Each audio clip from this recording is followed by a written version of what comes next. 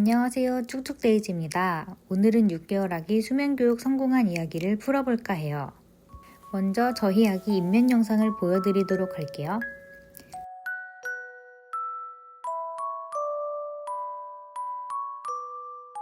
이전 영상을 보신 분들은 아시겠지만 저희 아기는 등 대고 절대 누워서 안 자는 아기였어요. 사실 수면교육의 필요성도 잘 못 느끼고 있기도 했어요. 그래도 안아서 자면 1시간이고 2시간이고 너무 곤히 잤었거든요. 그렇게 매일매일 낮잠이건 밤잠이건 안아서 재우다 수면교육을 결심한 계기가 있었습니다. 바로 6개월이 딱 되자마자 새벽에 4-5번씩 깨는 거예요. 원래 그전에도 한두 번씩 했었는데 저는 모유수유라서 그때는 그냥 젖물리면 바로 잤었거든요. 그런데 6개월 이후부터는 맘마를 줘도 안 달래지고 새벽에 처음 듣는 강성으로 새벽 내내 울어버려서 진짜 미쳐버리는 줄 알았어요. 11시, 3시, 5시 이렇게 일어나 버리니까 남편 출근도 힘들고 저도 다음날을 좀비처럼 보내기 시작했어요. 그래서 저희는 결심했어요. 수면교육 하기로. 저희가 수면교육을 스스로 못했던 이유는 저희 가족이 마음이 약하고 강단이 없다는 점이 컸어요. 아기가 우는 게 두렵고 무서웠거든요. 그래서 어떻게 하면 좋을까 하다가 수면교육 전문 컨설팅 업체인 이지드리밍과 함께 교육을 진행해 보기로 했습니다. 인스타그램에서 아기와 부모의 마음을 잘 돌봐주며 컨설팅하는 곳이라고 해서 저희에게 딱 맞을 것 같다는 생각이 들었었거든요. 수면교육은 3주 동안 진행됐는데요. 진행 전에 먼저 아기방을 정리하고 세팅을 진행해줬어요. 저의 목표는 아기와 부모가 따로 자는 분리수면인데 같은 방을 사용하는 거라서 안방에 범퍼 침대를 마련해줬습니다. 안전을 위한 홈캠과 수면조끼, 안정을 위한 백색 소음기도 준비했어요. 수면 공간이 마련되면 처음 수면교육이 시작됩니다. 처음에는 아기가 스스로 등대고 눕는 연습부터 진행했어요. 원래 안겨서만 자는 아기였기 때문에 스스로 누워서 자는 게 정말 낯설었을 텐데요. 쭉쭉이는 무려 첫날 바로 등대고 누워서 잠들어 버린 거예요. 와, 깜짝 놀랐어요. 이지드리밍이 추천해준 쭉쭉이의 스케줄대로 진행했더니 이런 엄청난 일이 벌어졌어요. 사실 쭉쭉이는 이미 준비가 다 되어 있었는데 저희가 안아재웠던 건가 싶기도 했어요. 제가 여태 놓치고 있었던 거는 아기의 졸음신호 파악과 깨어있는 시간이었는데요. 아기의 깨시를 놓치면 과피로, 깨시를 너무 빨리 잡으면 덜피로로 잠을 못 잔다고 해요.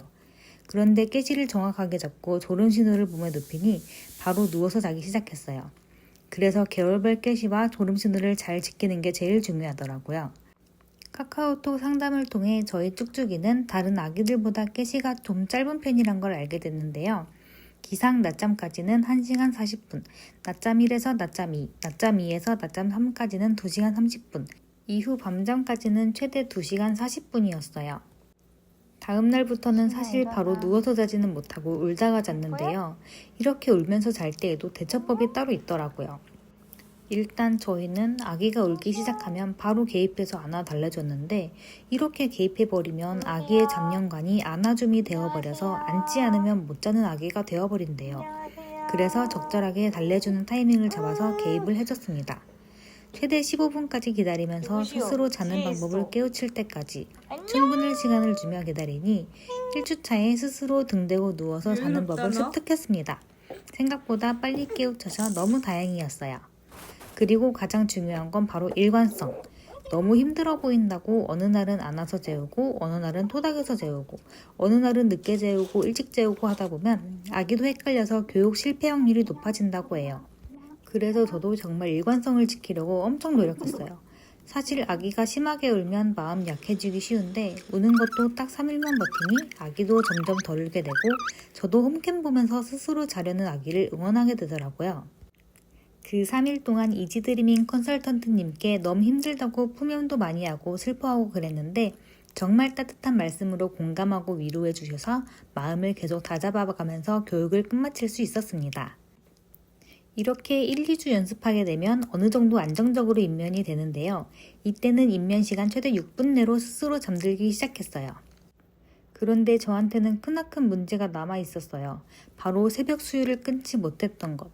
새벽 수유는 소아과 2군데서도 끊으라고 권고받았던 상태라서 끊어야지 마음은 먹고 있었는데 이게 새벽이 되면 너무 피곤해서 빨리 자라고 계속 수유를 하게 되더라고요. 그런데 수유도 이지드리밍 도움으로 3일 만에 중단될 수 있었습니다. 일단 저희 축축이는 7개월 이유식 총량이 부족했던 게 이유 중 하나였어요. 당시에 하루 2끼, 한 끼당 100ml씩 먹고 있었는데 이게 배고픔이 원인이 되어서 새벽겜이 생겼던 것 같아요. 그리고 제가 당시에 모유에 대한 확신이 없어서 수유도 울기만 하면 계속 줘서 전유만 먹었던 것도 있었던 것 같아요. 하지만 컨설턴트님의 조언대로 진행하니 이제는 이유식 200g, 모유 수유 10분 이상 먹는 먹장이 되었답니다. 그리고 드디어 수면교육 종료 3일 전에 통잠을 자기 시작했습니다.